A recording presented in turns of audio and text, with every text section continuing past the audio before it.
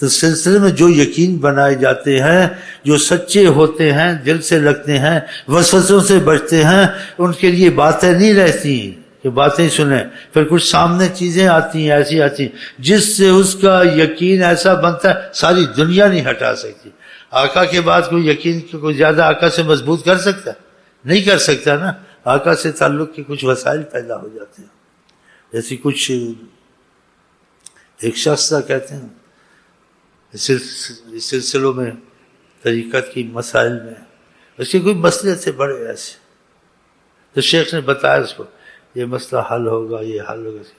حل ہونے کے بعد کہ ہم نے دعا کی تھی، اور پھر یقین کمزور تھا، پر دعا سے ہوئے نہیں، وہ تو ہونا ہی تھا، نہیں ہونا تھا تو ہونا ہی تھا، لیکن پہلے بتایا جائے وہ بات ایسے ہی ہو بہو تو انسان کا یقین بن جاتا ہے۔ ہاں پہلے تو شیخ نے پہلے بتا دیا ایسے ہوگا، ایسے ہوگا، ایسے ہوگا، اور یہ چیز ایسے، وہ سارے ہوئے۔ اس میں ایک بات اور کہہ دی، تعلق تو رکھتا تھا لیکن وسواسی تھا کہ وہ خود سوچے۔ اگر اس کا تعلق مضبوط ہوتا، شیخ سے پر شک شبہ نہ رکھتا، تو آقا جی خود اس سے بات کرتے، شیخ سے نہ کرواتے، کیونکہ شیخ سے آگے تعلق رب رسول سے پیدا ہوتا ہے جب وہ مضبوط ہو جائے نا، نہیں تو کچھ نہ کچھ ظاہر ہو پھر ہی مضبوط ہو جاتا۔ اس چیز نے پھر بھی اس کو مضبوط کر دیا، اس نے کہا یہ کام ہوگا، یہ ہوگا نہیں۔ اور ایک بات اور اس نے شیخ کہا تم کو کہوں، اس میں یہ سوچے کیوں نہیں آقا جی نے اس سے بات کی، کہا ساتھ یہ بھی فرمایا جناب عالی حضرت نے کہ میں خود بات کرتا اس سے۔ شیخا تم اس کو کہہ دو کہ تو آقا جی نے بتایا تمہارے کاموں کا، وہ دیکھا وہ ویسے ہوئے جیسے کہتا، لیکن میں خود تم سے بات کرتا۔ وہ کیوں نہیں کی؟ وہ سمجھ اس کے اندر وہ دال میں کالا کیا ہے، دیکھا۔ ہاں تو یہ یقین کی ایسی صورتیں بن جاتی ہیں، انسان حیران ہو جاتا ہے۔ ہاں اس سے اس کا بڑا یقین بنا کہ جو پہلے کیا کہ سارے مسئلے ویسے ہوئے، اور اس میں اس چیز کا اس کو بڑا دل میں جیسے یہ کمزوری ہوگی نا، یہ کمزوری ہوگی، کہا ہم خود بات کرتے، اس کو بولو ہم خود تم سے بات کرتے، شیخ سے نہ کرواتے، ہم خود کرتے۔ اللہ اللہ اوئے اوئے اوئے ہم خود بات کرتے۔ کیسا طریقہ آقا جی کا بولو، یہ صحیح طریقہ کا آدمی مل جائے تو نبی صلی اللہ علیہ وسلم کی تار بیچ میں چلنے لگ جاتی ہے، اس کا یقین اتنا مضبوط کہتے ایسے اتفاق، اس میں اللہ کی حکمت ہوتی، اتفاق سے ایسے ہو جاتے، ایسے اتفاق تھا۔ کہتے ہیں مرید تھا بڑا ہوشیار تھا، شیخ سے جب کچھ پوچھتا تھا شیخ سوچتا تھا ایسے، پھر کہتا تھا یہ مسئلہ ایسے ہوگا، ایسے یا ایسے کر لو، جیسے کہ سوچ بچار کے قرآن حدیث سے بات کی ہے کہ تقریباً، کیونکہ مسئلے چلتے رہتے ایک ہی تو نہیں ہوتے نا۔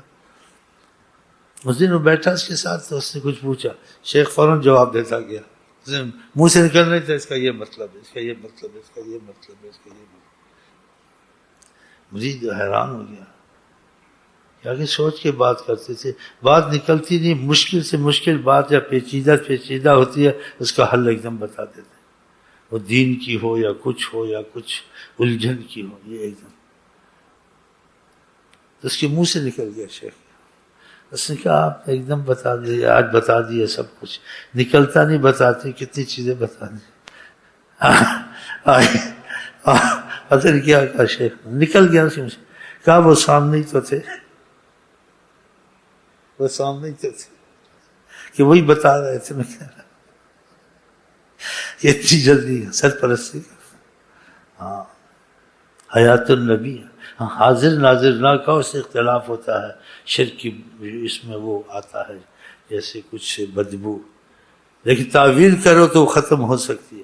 جیسے اللہ غنی ہے، اللہ غنی ہے، بندے کو غنی کہو تو پھر ٹھیک نہیں ہے، اگر بندے کو غنی کہو تو پھر اس کا مطلب مفہوم اور تعویل کرو اس کی، کہ خدا غنی خود ہے، بندے کو غنی کہتے ہیں، خدا کہتے ہیں، بندہ خدا کے دین سے غنی ہے، بذات خود غنی نہیں ہے، اللہ خود غنی ہے۔ دیکھا یہ ایسی چیزیں تو ان چیزوں میں نہ پڑا کریں، ہاں ان چیزوں میں نقصان ہوتا ہے، دین کا نقصان، خدا رسول کی محبت کا نقصان ہے جی۔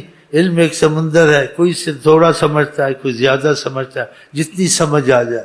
والذین اوتوا العلم درجات، جن کو خدا نے علم دیا درجات میں رکھے، ایک نہیں ہے، کوئی زیادہ سمجھتا ہے، کوئی کم سمجھتا ہے۔ اسی آقا جی نے کہا کلم الناس علی قدر عقولہم، اگر تم کسی چیز کی پیچیدگی کو یا باریکی کو سمجھ گئے ہو، اس کو عام بیان مت کرو، اس کی عقل کو دیکھو سمجھ سکتا ہے نہیں، اگر سمجھ سکتا ہے اس حساب سے کہو.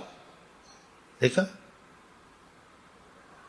تو بعض علماء تو اس میں کچھ سمجھدار ہوتے ہیں، ایسی باتوں کو نہیں چھیڑتے، اس کو پتہ ہے خدا.